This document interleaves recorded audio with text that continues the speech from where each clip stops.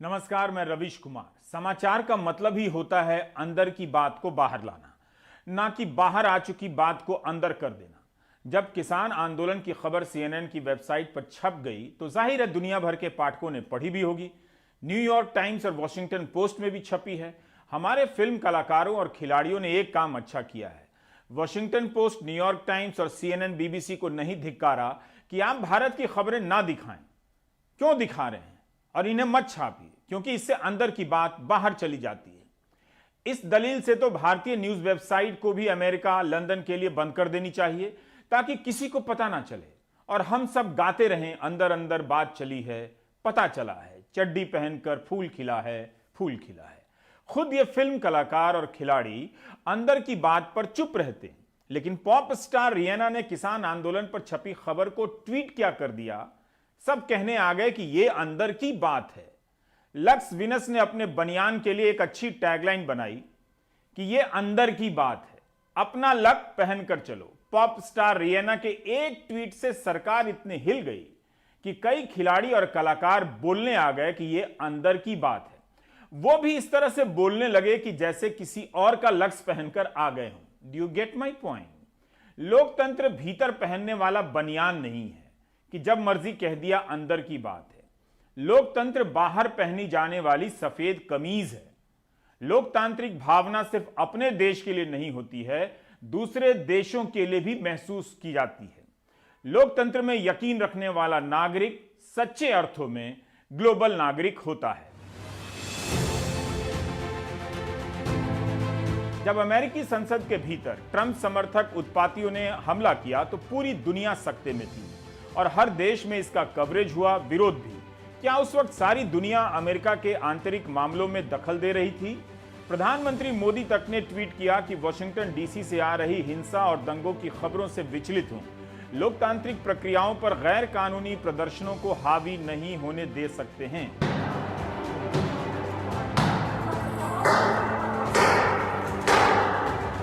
क्या तब भारत के प्रधानमंत्री ने अमेरिका के आंतरिक मामलों में हस्तक्षेप किया था? क्या अब की बार ट्रंप सरकार कहना आंतरिक मामले में दखल देना नहीं था? इसी तरह का नारा किसी और देश से कोई नेता भारतीय नेता के लिए दे दे तो क्या सरकार फिल्म स्टार और खिलाड़ियों को आगे करेगी? कई फिल्म स्टारों ने अमेरिका में चल रहे ब्लैक लाइव्स मैटर पर ट्वीट किया था। क्या तब वे कोई गलत काम कर रहे थे?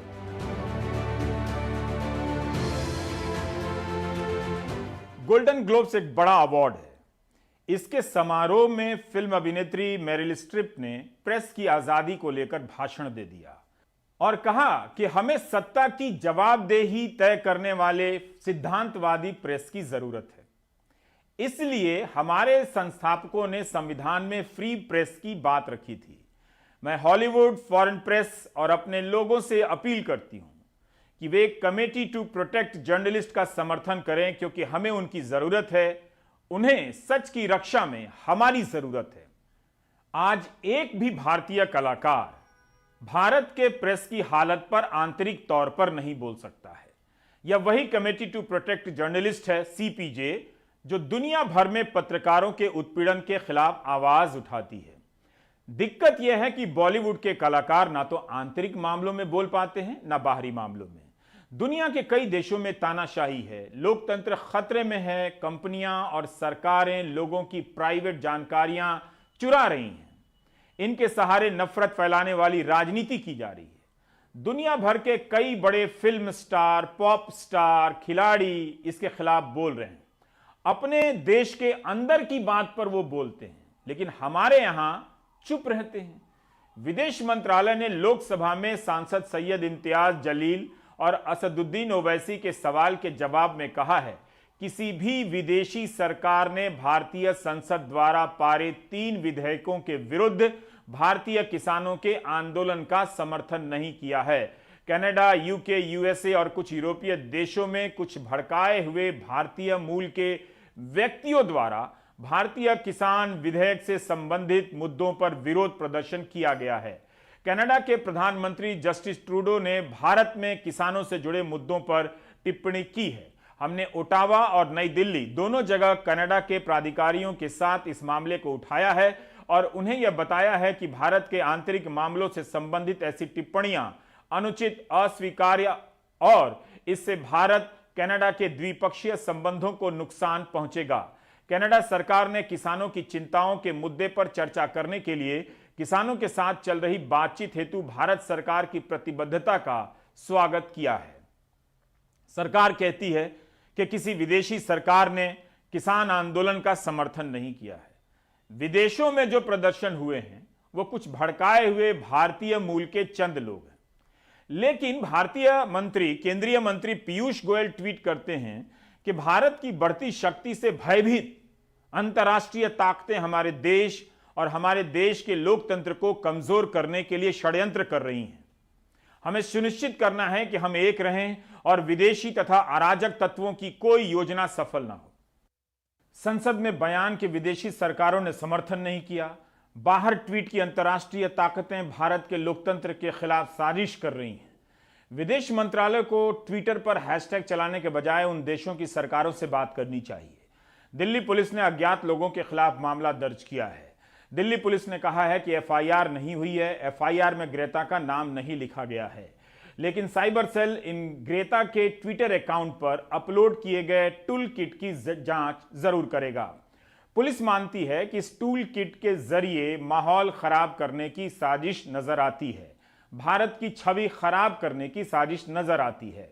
दिल्ली पुलिस ने जो ऑथर्स हैं टूल किट के, उनके खिलाफ एक केस दर्ज किया है। धारा 124A, 153A, 153 और 120B आईपीसी में, जिसका की इन्वेस्टिगेशन दिल्ली पुलिस की साइबर सेल द्वारा किया जाएगा। और इसमें किसी को भी हम लोगों ने अभी नेम नहीं किया है। तो एफआईआर नहीं है, लेकिन यह है कि ग्रेता के ट्विटर अकाउंट से अपलोड किए गए टूल किट की जांच होगी। यह सामान्य खबर भी नहीं है। कल यह खबर उस स्वीडन में भी पहुंचेगी जिससे भारत के रिश्ते बहुत अच्छे हैं। स्वीडन में ग्रेता पर एक डाक टिकट भी जारी किया गया है।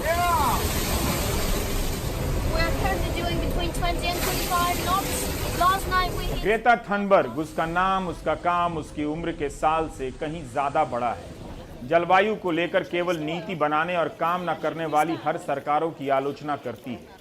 उसकी वफादारी हवा और पानी से है, इसलिए वह सितंबर 2019 में 16 साल की उम्र में 13 दिन 8 घंटे तक अटलांटिक महासागर की थपेड़ों का सामना करती रही। ब्रिटेन से न्यूयॉर्क पहुंचती है सिर्फ इतना बताने के लिए कि आकाश में उड़ते जहाजों के धुएं से धरती की हवा खराब हो रही है। People are suffering. People are dying. Entire ecosystems are collapsing. इस साल ग्रेता नोबेल शांति पुरस्कार के दावेदारों में से एक है। अब भारत के खिलाफ साजिश के आरोपों में उसके ट्विटर हैंडल के टूल किट की जांच होगी। 2 साल पहले ग्रेता के आह्वान पर भारत के कई शहरों में स्कूली छात्रों ने मानव श्रृंखला बनाई थी।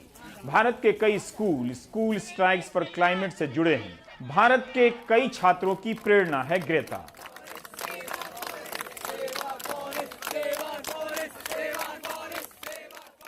पुलिस के पास क्या जानकारी है वो बेहतर जानती है, लेकिन किसान आंदोलन के समर्थन में ट्वीट करने वालों को साजिश का हिस्सा बताने की जल्दी से बचा जाना बेहतर रहेगा। कम से कम पुलिस उन लोगों की तरह जल्दी ना करे जिन्हें पहले दिन से किसान आतंकवादी नजर आने लगे, जो किसानों के आंदोलन को साजिश कहने की जल्दी में रहे। वो इतनी जल्दी में है कि किसान आंदोलन स्थल के चारों तरफ कीले गाड़ रहे हैं। इन कीलों को देखकर किसी को भी अंदाजा हो जाना चाहिए कि बात बात में किसानों की जय बोलने वाले लोग अब इस हद तक पहुंच गए हैं कि जो भी किसानों की जय बोलता है उन्हें आतंकवादी नजर आने लगता है। ऐसा मत कीजिए। एक दिन दूसरों को आतंकवादी कहने वाला खुद को आतंकवादी की तरह देखने सोचने लगेगा। आतंकवाद के लिए इससे बड़ी जीत क्या हो सकती है। ग्रेता ने आज भी एक ट्वीट किया है जिसमें लिखा है कि मैं अभी किसानों के साथ खड़ी हूं और उनके शांतिपूर्ण प्रदर्शन का समर्थन करती हूं। कितनी भी नफरत हो, धमकियां हो और मानवाधिकार का उल्लंघन हो जाए, ये बात नहीं बदलेगी। सवाल है कि किसान आंदोलन से जुड़ी सूचनाएं क्या राष्ट्रीय सुरक्षा के लिहाज से गुप्त सूचनाएं हैं, क्लासिफाइड इंफॉर्मेशन है? किसानों की राय साफ है। उन्हें इस बात से मतलब नहीं कि गोदी मीडिया क्या लिखता बोलता है, दुनिया में उनके बारे में कौन क्या बात कर रहा है, कौन नहीं। वे अपने दम पर इस आंदोलन को चला रहे हैं, इसलिए खुद से मतलब रखते हैं। रविश रंजन ने किसानों से इन मसलों पर बात की। सोशल मीडिया पे कौन क्या कह रहा है, ये कहता रहे। ये इतना बड़ा तूल देने की बात नहीं कि विदेश मंत्रालय भी उसका वो दे रहा जवाब, और हमारे यहाँ ये जो सेलिब्रिटी कह रहे हो ये भी जवाब दे रहे हैं। उनको महत्व तो इन्होंने ही दिया। सोशल मीडिया पे पता नहीं क्या क्या चलता रहे, तो ये तो महत्व तो इन्होंने ही दिया है। हमने उन्हें समर्थन, हमारा आंतरिक मामला है। लेकिन ये एक सरकार भी तो ये सोच ले कि 70 दिन से ज्यादा हो गया, 150 से ज्यादा आदमी मर गए, तो इसका कोई हल नहीं निकलेगा। तो हम विरोध भी ना करें क्या? मैं हर जनता, पूरे देश की जनता से पूछना चाहता हूं। मैं सचिन तेंदुलकर ने भी मेरे ख्याल से ट्वीट किया था, मैं उनसे भी ये पूछना चाहता हूं कि 70 दिन हो गए किसान को या सर्दी में रहते हुए, उन्होंने जब तो ट्वीट नहीं किया कि जी ये किसान यहाँ आए हुए हैं, प्रधानमंत्री जी इनकी जो भी समस्या है, ये बिल है, इन्हें खत्म करो। हमारे प्रधानमंत्री जी ने तो ट्रंप के लिए वोट मांगा था वहां जाके अमेरिका में। कब की बात ट्रंप की सरकार? किसी मीडिया ने नहीं कहा, किसी खिलाड़ी ने नहीं किया, किसी नाचने गाने वाले ने नहीं विरोध करा, ना अमेरिका ने कोई विरोध करा, तो तब तो कोई बवाल नहीं हुआ। आज किसान को किसी ने समर्थन कर दिया तो बवाल हो गया। अमेरिकी विदेश मंत्रालय ने कहा है कि शांतिपूर्ण प्रदर्शन किसी भी जीवंत लोकतंत्र की पहचान है। किसी भी मतभेद को आपसी बातचीत से सुलझाया जाना चाहिए। क्या इसका भी विरोध होना चाहिए कि आप हमारे आंतरिक मामलों में क्यों स्वागत कर रहे हैं? दूर हटिए। अभी इसका हैशटैग था इंडिया अगेंस्ट प्रोपेगेंडा, मगर आप उनके ट्वीट्स देखो तो जैसे अगर सानिया नेहवाल और अक्षय कुमार का ट्वीट आप देखो तो दोनों का टेक्स्ट बिल्कुल 1 to 1 था, same word by word same था। कम से कम 5-6 लोगों ने एक ही वर्ड यूज किया था, एमिकेबल, यानी सब लोगों को बोल दिया था कि देखिए ये इस तरह से ट्वीट करना है, और सबकी वोकैबुलरी बिल्कुल सेम थी। और ये बड़ी इट इज वेरी शेमफुल कि इंडिया के जो सेलिब्रिटीज है जो करोड़ों कमाते हैं, उन लोग को सर्कस के बंदर की तरह ट्रीट किया जाता है कि रिंग मास्टर बोलता है ये करो और वो लोग वही करते हैं। अपनी खुद की सोच भी नहीं है कि क्या बोलेंगे वो फार्मर्स के बारे में। एक ही चीज बोलते हैं कि this issue has to be solved amicably. मगर ये पहली बार नहीं हुआ है, ये बार बार होता है। हैशटैग यूज किया इंडिया अगेंस्ट प्रोपेगेंडा, मगर इंडियन गवर्नमेंट ने बार बार सेलिब्रिटीज को प्रोपेगेंडा के लिए यूज किया है, जबकि ये लोग सब इतने अकम्प्लिश्ड इंडिविजुअल्स है अपने करियर्स में, तो भी वो जो गवर्नमेंट बोलती है वो बिल्कुल फेथफुली ट्वीट कर देते हैं। उन लोग को नहीं पता कि ग्राउंड रियलिटी क्या है और क्या चल रहा है, फार्मर्स प्रोटेस्ट में हो या और किसी भी मामले में हो। ऐसा लग रहा है कि सारी सरकार एक पॉप स्टार के ट्वीट से लड़ने आ गई है। लेकिन इस लड़ाई से मिला क्या? क्या भारत की छवि अच्छी हुई? क्या हम ऐसी दुनिया में जी रहे हैं जहां सारे कलाकार, खिलाड़ी सरकार की भाषा बोलें, सरकार के लिए बोलने लगे तो दुनिया में तारीफ होगी, किसी को कुछ गड़बड़ होने का अंदेशा नहीं होगा? अमेरिकी संसद में तो कश्मीर को लेकर बाकायदा सुनवाई हुई है, तब क्यों नहीं बोलने आ गए ये सभी? केरल के पत्रकार सिद्दीक कप्पन हाथरस ही तो जा रहे थे रिपोर्ट करने के लिए। कितने हफ्ते और महीने हो गए, लेकिन अगर उनकी रिपोर्टिंग से राष्ट्रीय सुरक्षा को खतरा था तो जानकारियां कहां हैं? क्या ऐसे मामले भी वर्षों चलते रहेंगे और फिर कोई बाद में बरी हो जाएगा? सिद्दीक कप्पन अपनी बीमार मां से मिलने के लिए 5 दिन मांग रहे हैं, अभी तक जमानत नहीं मिली है। अंदर वाला अंदर की रिपोर्टिंग करे तो गिरफ्तारी हो जाती है। मनदीप पुनिया को बेल मिल गई है। मेरे को सबसे पहले मन में यही बात आ रही है कि मेरे तरीके से जितने भी जर्नलिस्ट हैं जिनको जेलों में बंद किया गया उनको फ्री किया जाए, चाहे कप्पन सिद्दीकी साहब हों, चाहे कोई और जर्नलिस्ट हो जो गांव रूरल इंडिया में रिपोर्ट करते हैं, ग्राउंड से रिपोर्ट करते हैं। आज के टाइम पे सबसे मुश्किल काम ग्राउंड से रिपोर्ट करना होता है। और मेरे को रोका गया और मेरे को जेल में डाल दिया गया। तो खैर मैंने तो जेल को भी अपना बना लिया कि मैं जेल से भी मैं रिपोर्ट कर सकता हूँ। वो एक रिपोर्ट में लेकर आया हूँ, वो कल मैं पब्लिश करूँगा। सौरभ शुक्ल को सिंघू बॉर्डर जाने और आने में 13 किलोमीटर पैदल चलने पड़े। अब पता ही नहीं चल रहा कि किसान आंदोलन के भीतर हो क्या रहा है। पत्रकारों के लिए आंदोलन स्थल तक पहुंचना मुश्किल हो गया है। सवाल है कि अंदर वालों के लिए अंदर की खबरें आखिर बाहर कैसे आएंगी? पिछले 2 महीने से न्यूज लॉन्ड्री ग्राउंड पे किसान आंदोलन के ऊपर रिपोर्ट कर रहा है और यही सेम प्रेस कार्ड को दिखा के हम अंदर जाते थे। पर कल शाम 6 बजे जब हम गए, प्रेस कार्ड दिखाने पे भी पुलिस ने हमें अंदर जाने की परमिशन नहीं दी। हमारे पूछने पर वहां पे जो इंस्पेक्टर थे उन्होंने कहा कि आपका ऑथराइज्ड प्रेस कार्ड तो नहीं है, आपका नेशनल ऑथराइज्ड प्रेस कार्ड नहीं है। तो जब हमने उनसे पूछा कि नेशनल ऑथराइज्ड प्रेस कार्ड क्या ही होता है, वो बिना कुछ बताए आगे चले गए। तो फिर हमने उनसे सवाल किया कि वहां पे ऑफिशियल मीडिया बैन है कि नहीं। तो उन्होंने कहा कि ऑफिशियल मीडिया बैन तो नहीं है, पर हम आगे लास्ट पुलिस चेक पॉइंट्स तक ही जा सकते हैं। यानी कि किसान आंदोलन प्रदर्शन किसानों का प्रदर्शन करीब 200 मीटर आगे है लास्ट पुलिस चेक पॉइंट से। और बेसिकली उन्होंने कहा कि जर्नलिस्ट सिर्फ पुलिस चेक पॉइंट तक जा सकते हैं, किसानों की तरफ नहीं जा सकते हैं। तो आप देख रहे हैं आंतरिक समाचार, बल्कि भारतीय समाचार जगत का आंतरिक संसार। 26 जनवरी को आईटीओ के पास किसान आंदोलन में हिस्सा लेने आए नवरीत की मौत हो गई। पुलिस का कहना है कि ट्रैक्टर पलटने से मौत हुई। नवरीत के दादाजी का कहना है कि गोली लगने से मौत हुई। क्या इन दो अलग दावों को रिपोर्ट करने का यह मतलब होगा कि रिपोर्ट करने वाले पर एफआईआर की जाएगी, देशद्रोह की धाराएं लगेगी? क्या अब आप तैयार हैं कि पुलिस जो कहेगी उसे ही अंतिम दावे के रूप में स्वीकार किया जाएगा? तब तो सारे क्रिमिनल केस अदालत तक भी नहीं जाएंगे, वहीं खत्म हो जाएंगे थाने के गेट पर, क्योंकि फिर अदालत के भीतर भी यह सवाल उठने बंद हो जाएंगे। आपको याद है या भूल गए, पिछले साल 1 अक्टूबर को यूपी सरकार के अतिरिक्त पुलिस महानिदेशक कानून व्यवस्था प्रशांत कुमार ने कह दिया कि हाथरस की पीड़िता के साथ बलात्कार ही नहीं हुआ। लेकिन कुछ दिनों बाद सीबीआई ने अपनी चार्जशीट में कहा कि गैंग रेप के बाद हत्या की गई थी। इस तर्क से तो यूपी पुलिस को सीबीआई पर ही मुकदमा कर देना चाहिए। फिर तो सोचना चाहिए कि नवरीत के मामले में अलग दावों की रिपोर्ट करना क्या इतना बड़ा गुनाह था कि कई राज्यों में कांग्रेस सांसद शशि थरूर, राजदीप सरदेसाई, मृणाल पांडे, कैरवान पत्रिका के संपादक परेशनाथ, अनंतनाथ और कौमी आवाज के एडिटर जफर आगा और सिद्धार्थ वरदराजन पर कई तरह के एफआईआर कर दी गई। जब पुलिस के दावे पर सवाल उठ सकता है पुलिस के भीतर से भी और बाहर से भी, तो क्या बात है कि नवरीत की मौत पर सवाल नहीं उठ सकते हैं? क्यों अलग अलग दावों को रिपोर्ट करने पर एफआईआर होती है? क्या आंतरिक तौर पर यह बात सही है? इंटरनली पूछ रहा हूं। फिल्म स्टार अगर ट्वीट नहीं कर सकते हैं तो मेरी कान में धीरे से बोल सकते हैं।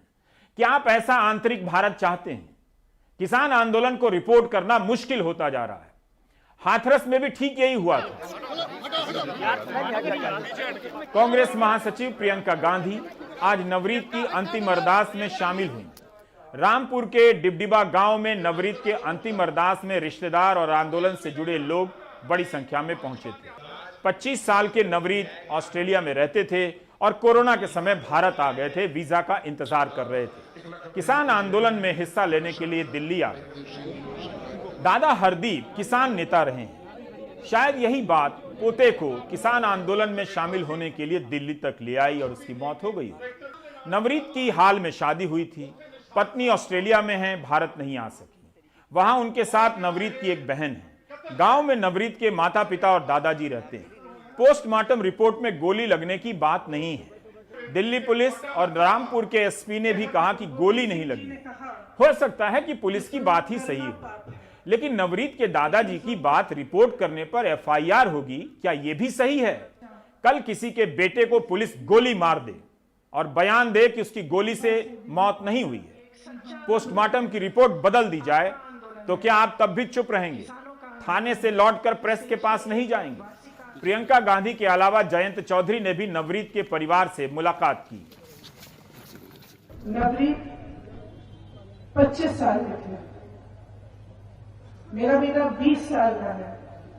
आपके भी नौजवान बेटे हैं जो उत्साह में अपनी उत्साह दिखाने के लिए, किसानों के साथ खड़े होने के लिए वहां चले गए और उनके साथ एक ऐसा हादसा हुआ कि वो वापस नहीं आए। और मैं ये कह सकती हूँ कि आज अगर सबसे बड़ा जुल्म हो रहा है, हाँ, ये 3 कानून हैं जिनको सरकार वापस लेना नहीं चाहती और उसको वापस लेना चाहिए।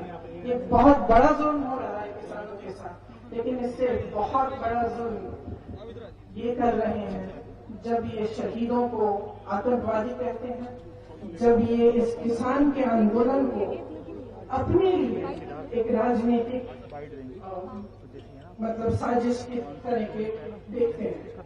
यूपी सरकार के मंत्री मोहसिन रजा ने कहा है कि प्रियंका गांधी नौटंकी कर रही हैं। प्रियंका वाड्रा जी और कांग्रेस के राहुल गांधी जी, ये जो आज आप ड्रामा कर रहे हैं, इससे कुछ होने वाला नहीं है। आपकी सरकार में यही हमारे किसान भाई मजबूर थे, जब आप कर्जा देते थे, जब ब्याज बढ़ा देते थे, ब्याज नहीं दे पाते थे वो, तो आप इनको मजबूर करते थे आत्महत्या करने के लिए। इनकी हत्याएं होती थी, इनकी जमीनें छीनी जाती थी आपकी सरकार के द्वारा। वो समय आप भूल गए, आज आप झूठी संवेदना व्यक्त करने के लिए निकले हैं। नवरीत के दादा हरदीप सिंह किसान नेता रहे हैं, कम से कम वो तो नौटंकी नहीं कर रहे हैं। अपने जवान पोते की मौत पर सवाल ही उठा रहे हैं। उनके सवाल पर खबर लिखने वालों पर पुलिस मुकदमा कर रही है। परिमल ने हरदीप सिंह से बात की।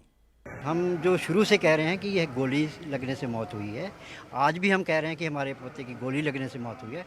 ट्रैक्टर डिसबैलेंस उसके बाद हुआ है, पलटा है ट्रैक्टर, जब उसके गोली लगने से यहाँ से गोली लगी और यहाँ से निकली है, ब्रेन मैटर बाहर गया है, उसमें रिपोर्ट में लिखा है डॉक्टर ने। तो जब इतना सब क्लियर है तो फिर वो सरकार नहीं मानेगी तो नहीं मानेगी। हम इस सरकार से उम्मीद भी नहीं करते कि ये हमें कोई इंसाफ देगी। प्रियंका जी से क्या बात हुई, क्या आपने गुजारिश की है उनसे? हमने यही क्या कहा है कि हमारे ये न्यायिक जांच होनी चाहिए और हमें इंसाफ मिलना चाहिए। सरकार से तो हमें कोई उम्मीद नहीं, ना हमें इस जुडिशरी से कोई उम्मीद कर सकते हैं, क्योंकि सब कुछ तो कैप्चर हो गया है, सरकार ने कैप्चर कर लिया है। फिर भी ये लड़ना तो है ना, लड़ेंगे। हरदीप सिंह टूटे नहीं, वो इस नाइंसाफी को बेहद गरिमा के साथ दर्ज करा रहे हैं। क्या यह भी कोई अपराध हो सकता है? व्हाट्सएप यूनिवर्सिटी ने आपको पक्का यकीन दिला दिया है कि ऐसा आपके साथ कभी नहीं हो सकता। फिर नवरीत के परिवार के पक्ष का रिपोर्ट करने पर नौकरी से क्यों निकाला जा रहा है पत्रकारों को? क्यों सैलरी काटी जा रही है? क्यों पुलिस मुकदमे कर रही है? क्यों पत्रकारों को डर लग रहा है? But just imagine if that tractor incident, that unfortunate tractor incident where a farmer died under mysterious circumstances. Imagine if that had happened in Maharashtra or in Bengal. Who is in charge of law and order there? All I'm saying is let the truth be told. I'm not coming to any conclusions. Let the truth come out. Who is in charge of that? The Home Minister of India is in charge. Do a proper inquiry and let the truth come out. क्या आप Derek O'Brien पर भी देशद्रोह का मुकदमा होगा कि उन्होंने संसद में नवरीत की मौत की जांच की मांग की है, उसे संदिग्ध बताया है? कभी सोचा है आपने आंतरिक समाचारों का आंतरिक संसार कैसा हो चुका है? सर, हमने आंदोलनों को न जाने किस नजरिए से देखना शुरू किया है। महोदय, माननीय सभापति महोदय, आपने भी देखा होगा वो सड़िया, वो कील, वो खाई। सर, मैं सरहद पे कभी गया नहीं हूं, लेकिन जो तस्वीरें सरहद की देखी हैं वो भी ऐसी नहीं देखी हैं। किससे लड़ रहे हैं आप? अपने किसानों से लड़ रहे हैं। और वो क्या कह रहे हैं? आपसे चांद नहीं मांग रहे हैं, अपना हकूक मांग रहे हैं। इतना मजबूत लोकतंत्र है सर। मैं तो कभी कभी सोचता हूं अगर जेपी को इन खाई, बाड़ों, कटीले तार देखना पड़ता तो क्या होता सर? एक बार सोचे दलीय दायरों को छोड़ करके कि आंदोलन को डील करने का क्या यह नजरिया उचित है? मनोज झा का यह भाषण सुनने लायक था। आंतरिक समाचार में आपको यह भी बता दूं कि बिहार सरकार ने एक आदेश जारी किया है। सड़क जाम करने वालों को सरकारी ठेके और नौकरी से वंचित रखा जाएगा। यानी आप प्रदर्शन नहीं कर सकते। हजारों नौजवान आए दिन इसी बात को लेकर प्रदर्शन करते हैं कि परीक्षा का रिजल्ट क्यों नहीं आ रहा, नौकरी क्यों नहीं मिल रही है, तो आप उसके लिए प्रदर्शन नहीं कर सकेंगे। आखिर सड़क पर आने से किसे डर लगने लगा है? इंटरनेट हरियाणा में ही बंद नहीं है। किसान आंदोलन के आसपास दिल्ली के लोग भी इंटरनेट बंदी के शिकार हो जा रहे हैं। बच्चों की ऑनलाइन पढ़ाई नहीं हो पा रही है। दिल्ली के सिंघू गांव में रहने वाली काकुल 9वीं में पढ़ती हैं। वो अंग्रेजी के इम्तिहान की तैयारी कर रही हैं, लेकिन उन्हें उम्मीद कम ही है कि वो परीक्षा दे पाएंगी, क्योंकि पिछले 5 दिन से यहाँ इंटरनेट बंद है और उनकी ये वार्षिक परीक्षाएं ऑनलाइन हो रही हैं। इंटरनेट ना होने की वजह से पहले ही काकुल संस्कृत की वार्षिक परीक्षा नहीं दे पाई हैं। कौन सी क्लास में पढ़ते हो आप? 9th क्लास में। इंटरनेट नहीं आने से क्या प्रॉब्लम हो रहा है आपको? हमारे पेपर चल रहे थे, हमारा एक पेपर छूट गया संस्कृत का। पेपर छूट गया? हाँ। 7वीं में पढ़ने वाले दक्ष को भी नहीं पता कि पिछले 5 दिनों से स्कूल में क्या पढ़ाई हुई है। इंटरनेट के आने से बहुत कुछ हो रहा है, किसी चीज का वो नहीं मिलता, सॉल्यूशन, प्रॉब्लम हो जाती है। और होमवर्क सबमिट कैसे कर रहे हो?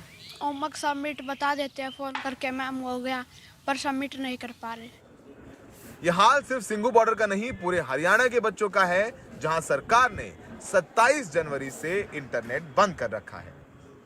इंटरनेट ना चलने की वजह से हम क्लास नहीं ले पा रहे। अब जैसे पहले कोरोना करके स्कूल बंद हो गए थे, अब स्कूल बंद होने के बाद ऑनलाइन क्लासेस लगने लग गई। अब वो ऑनलाइन क्लासेस भी बंद होगी क्योंकि नेट नहीं चल पा रहा, तो हम अब ना पढ़ पा रहे। अब जैसे अब पेपर थे 2 तारीख को, तो 2 तारीख को पेपर भी नहीं लिए क्योंकि अब ऑनलाइन पेपर होने थे, नेट चल नहीं रहा, पेपर भी नहीं ले पाए। जैसे हमारी क्लासेस होती हैं या फिर कोई भी टीचर्स नोट्स देते हैं, क्योंकि क्लासेस सेव तो होती हैं नहीं, सिर्फ नोट्स आते हैं उनके और वही हम ले सकते हैं, और क्लासेस अटेंड नहीं होती, फिर वही सारा सिलेबस रह जाता है। वही बात है कि हम क्यों ले रहे हैं फिर ऑनलाइन क्लासेस। सिंघू बॉर्डर पर पुलिस की किलेबंदी ने हर रोज नौकरी के लिए आने जाने वाले लोगों की मुश्किलें बढ़ा दी हैं। 26 जनवरी तक ये लोग मोटरसाइकिल या फिर ऑटो से आ जा रहे थे, लेकिन अब पुलिस ने वो तमाम रास्ते भी बंद कर दिए हैं। कोंडली की एक स्टील फैक्ट्री में काम करने वाले दीपक सिंह बताते हैं कि वो रोज पैदल 10 किलोमीटर आते हैं और पैदल ही 10 किलोमीटर वापस जाते हैं। कम से कम 10 किलोमीटर पैदल चलना पड़ता है बॉर्डर से फैक्ट्री जाने के लिए। फैक्ट्री जाने के लिए। तो दिल्ली में कहाँ रहते हैं आप? रघुवीर नगर। हाँ? रघुवीर नगर से यहाँ आपकी फैक्ट्री कुंडली में है। कुंडली में 10 किलोमीटर पैदल चलते हैं रोज पैदल 10 किलोमीटर, और जाते भी हैं पैदल 10 किलोमीटर। जाने आने में दिक्कत हो रही है, काम में लेट होता है। काम में लेट हो रही है। तो मालिक क्या कहता है? मालिक कहता है कि भाई इतना लेट हो रहा है, बोलेगा तो कुछ नहीं, बाकी भाई दिक्कत होता है, कैसे काम करना पड़ता है, जल्दी उठना पड़ता है, 4 बजे 5 बजे उठ के सुबह निकलना पड़ता है रूम से। लेकिन इन तकलीफों का पुलिस पर कोई असर नहीं है। हर रोज सुरक्षा व्यवस्था के नाम पर कांटों की दीवार बनाई जा रही है। अफवाहें ना फैले इस नाम पर हर रोज इंटरनेट बंदी की मियाद बढ़ा दी जाती है। हर रोज शाम को ये वापस कई किलोमीटर चल के अपने घर पहुंचते हैं, सुबह कई किलोमीटर चल के वापस यहाँ काम पर पहुंचते हैं। दिल्ली पुलिस की किलेबंदी ने इनकी जिंदगी मुश्किल कर दी है। बच्चों की वार्षिक परीक्षाएं छूट रही हैं क्योंकि इंटरनेट नहीं है। कुछ लोगों को लगता है कि उनका साल भी खराब हो जाएगा, लेकिन सबसे बड़ा सवाल यह है कि ये जाती क्यों। सिंघू बॉर्डर में सहयोगी सचिन गुप्ता के साथ सौरभ शुक्ला, एनडीटीवी इंडिया। हरियाणा सरकार ने सोनीपत और झज्जर में वॉइस कॉल को छोड़कर इंटरनेट की सभी सेवाओं और थोक में एसएमएस करने, मोबाइल नेटवर्क पर दी जाने वाली सभी डोंगल सेवाओं को बंद कर दिया है शाम 5 बजे 5 फरवरी तक के लिए। कश्मीर में 213 दिन तक इंटरनेट बंद रहा। आज भी वहां इंटरनेट की रफ्तार धीमी है, छात्र शिकायत करते रहते हैं। पत्रकारों को गिरफ्तार कर इंटरनेट को बंद कर किसने यह मौका दिया कि दुनिया भर से बयान आने लगे। यह रिपोर्ट सुनील रविश ने भेजी है। प्रिंटिंग प्रेस में शादी के कार्ड पर किसान आंदोलन के नारे लिखे जा रहे हैं, नो फार्मर नो फूड। कई कारों पर भी आपको यह स्लोगन लिखा मिलेगा। शहीद भगत सिंह और किसान नेता सर छोटू राम की तस्वीर छापी जा रही है। प्रेस के मालिक दिनेश मुदगिल ने बताया कि इस शादी के कार्ड पर देवी देवताओं की तस्वीरें छपवाने का चलन रहा है। अब पूछा जाने लगा है कि किसान आंदोलन से जुड़ा शादी का कार्ड आपके यहाँ छपता है। किसानों का कहना है कि शादी का कार्ड ही अखबार का काम करेगा, ताकि जिस घर में भी शादी का कार्ड जाए उस घर में किसान आंदोलन की चर्चा। किसकी शादी के ये कार्ड छपे हैं? ये मेरी शादी है। क्यों इस पे आपने लिखा no farmer no food? Sir यही है कि एक तो हमारा फार्मर ओरिजिन है, सारा फार्मर फैमिली से बिलोंग करते हैं। एक ऊपर से हमारा मीडिया साथ नहीं दे रहा, जो इतना भी नेशनलाइज्ड मीडिया है सारा गोदी मीडिया बन चुका है। तो ये एक प्रकार से हमारा अखबार का काम करेगा, जहाँ जहाँ भी कार्ड जाएगा। और यही साथ है कि हम अपना एक सपोर्ट देना चाहते हैं इस तरीके से, क्योंकि सरकार ने इंटरनेट बंद कर दिया है, सब कुछ बंद कर दिया है। तो ये भी एक तरीके से फैलाने का तरीका है भाई कि हमारी आम जनता की सपोर्ट किसानों को है। गाजीपुर बॉर्डर पर 13 लेयर की सुरक्षा आज सांसदों के लिए भारी पड़ गई। विपक्षी दलों के 15 सांसद किसानों से मिलकर सहानुभूति जताने गए थे, मगर वे बैरिकेड पार नहीं कर सके और लौटकर दिल्ली आना पड़ा। रविश रंजन ने बताया कि दिल्ली की तरफ से बस में सवार जब सांसद पहुंचे तो दिल्ली पुलिस के पहले राउंड की बैरिकेडिंग को पार कर सके। उसके बाद इनके लिए आगे बढ़ना मुश्किल हो गया। 13 लेयर की बैरिकेडिंग की एक तरफ किसान खड़े रहे, दूसरी तरफ सांसद खड़े रहे। दोनों एक दूसरे से नहीं मिल सके। कोई 40-45 मिनट तक यह सिलसिला चला, लेकिन सांसद किसानों तक नहीं पहुंच सके। आखिरकार सुप्रिया सुले, सौगत रॉय, तिरुचि शिवा, हरसिमरत कौर समेत सभी सांसद बैरंग वापस लौट आए। ऐसा भी क्या था कि सांसद किसानों से मिल नहीं सकते थे? क्या यह सवाल आंतरिक तौर पर पूछा जा सकता है? अगर दिल्ली में सांसद किसानों से नहीं मिल सकते हैं और यह खबर दुनिया में कहीं छप जाए तो गलती किसकी है? खबर पढ़ने वाले की या सांसदों का रास्ता रोकने वालों की?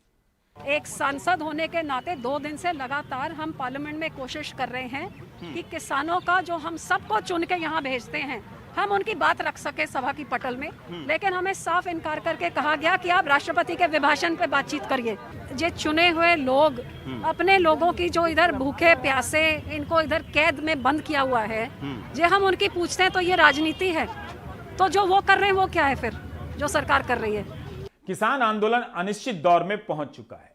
इससे जुड़े मुद्दों को छोड़कर अब बाकी कई चीजों पर बहस होने लगी है। किसानों का ध्यान नहीं भटका है, ध्यान भटकाने वाले भटक रहे हैं कि भटकाने वाला सामान कहां कहां से जुटाया जा सकता है। उधर राजस्थान, यूपी, हरियाणा में किसान पंचायतों का सिलसिला जारी है। सवाई माधोपुर के बामनवास, अजनोटी, दौसा के रामगढ़ पचवारा में महापंचायतें हुई। कि राजस्थान में जो पंचायतें चल रही है, उन पंचायतों में क्या हो रहा है? क्या वाकई में किसानों की पंचायतें हैं या वहां भी कोई राजनीति होने लगी? क्रांति होगी। राजस्थान में एक ऐसे व्यक्ति की जरूरत है जिसको लीड कर सके। मैं चाहता हूं मेरे भाइयों, ये जो पंचायतें हो रही है, ये पंचायतें केवल अब तक गाँव को जगाने के लिए हो रही है, गाँव के किसानों को जगाने के लिए हो रही है। और थोड़े दिन बाद में जो पंचायत हमने बुलाएंगे वो जयपुर की राजधानी जयपुर में बुलाएंगे। और इस जयपुर में ऐसी राजधानी में ऐसी रैली करना चाहते हैं जो इस देश की सबसे बड़ी रैली हो, जिसमें राकेश टिकैत को बुलाना चाहता हूँ। और पंचायत में निष्कर्ष निकलना चाहिए और इस धरती पर निष्कर्ष निकलना चाहिए। लेकिन कई लोग अभी सोशल मीडिया का जमाना, कई लोग बटे हुए हैं। एक कहता कि दिल्ली चल चले, एक कहता कि फिर पंचायत करते हैं, एक कहता कि रोड पे आ जाए। तो ये लोग बटे हुए हैं। बाकी ब्रेक के बाद।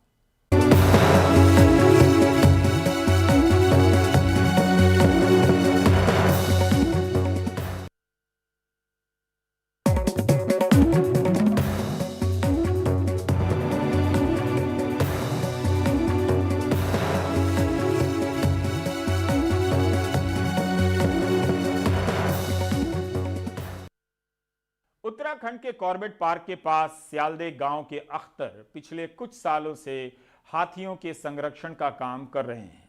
बहुत से मालिक बीमार और बूढ़े हाथियों को छोड़ देते हैं। अख्तर ऐसे 10 हाथियों की सेवा कर रहे हैं। अब उन्होंने हाथियों की सेवा के लिए 5 करोड़ की 50 एकड़ जमीन एक ट्रस्ट के नाम कर दी है, जिसका काम होगा हाथियों का साथ देना। अख्तर साहब से बात की है हमारे सहयोगी दिनेश मानसेरा ने। हमारे साथ मौजूद हैं अख्तर साहब। अख्तर साहब, ये आपके मन में कब आया और कैसे आया कि ये जो हाथी हैं जिनको पालना जो है कहना चाहिए बहुत मुश्किल काम है, आपने ऐसा काम क्यों शुरू किया? क्योंकि मैं बचपन से ही हाथियों के साथ, हाथी के लिए ही काम, हाथी प्रेमी थे, हाथी का लवर, मतलब पशु प्रेमी सभी जानवर से। लेकिन हाथी मेरे साथ जीवन में पूरी जिंदगी रही है साथ। अब जब हाथी लुप्त होने लगे, हाथी को बिचौलिए लोग तस्करी करने लगे, जब हाथी पर काफ़ी तरह से अत्याचार होने लगा इसका, तो मुझे लगा कि आने वाला पीढ़ी है जो देख नहीं पाएगा, सिर्फ किताबों में रह जाएगा। तो मैं इस पर है जो एक ट्रस्ट बनाए, और मेरी काम था ट्रस्ट बनाने से भी पहले लोगों को जहाँ बीमार हाथी हो, पूरे देश का मेरे पास साबुत, सरकार का हो, गवर्नमेंट का हो, सभी को मदद करता हूँ। तो मैं इसको जागरूकता, महावतों को ट्रेनिंग, महावतों का रख रखाव, मालिक का है जो बैठक, हर में से हर देश में जाकर करना शुरू किया। और मैं खुद ही अंधे, लंगड़े, लवारिस, लंबी जिंदगी हाथी की होती है। अपनी प्रॉपर्टी लोग बच्चे बांट लेते हैं और हाथी लवारिस हो जाती है। वही हाथी है जो हमारे देश में कितने आज है जो जमीन बांट लिए हैं, जमीन में झगड़ा है, हाथी को खाने के लिए लोग नहीं दे रहे हैं, जमीन पर 44 लगी है, हाथी लवारिस होके घूम रहे हैं। उनके लिए मैं काम करता हूँ। उनके लिए है जो मैं काफ़ी ज़मीन, करीब 50 एकड़ 5 करोड़ की ज़मीन चारा के लिए, घास के लिए, धान के लिए, उनके चरी के लिए मैं इन लोगों को नाम किया हूँ कि इससे है जो इनकी है जो अच्छी क्लाइमेट के हिसाब से खाना मिले। और मेरे साथ ऐसे लोग हैं जो सामाजिक जुटे हुए साथ में संत भी हैं, ब्रह्मचारी जी हैं, हमारे मधुबनी के अंधराधारी महंत के, उन लोग भी हैं जो काफ़ी लोग हैं जो ऐसे हैं जो पुत्र मोह में या परिवार मोह में नहीं, उन लोगों से हट के मेरे साथ लोग जुड़े हुए हैं जो इस पर हम काम कर रहे हैं कि आने वाली पीढ़ी के लिए कैसे है जो, और चैन फ्री हाथी रखना चाह रहे हैं। अभी भी मैं चैन फ्री 12 घंटा रखता हूँ, 24 घंटे के लिए प्रयास में काम चल रही है, मैं चैन फ्री रखूँगा। तो ये है असली कहानी हाथी मेरे साथी की। आप देख रहे थे प्राइम टाइम। नमस्कार।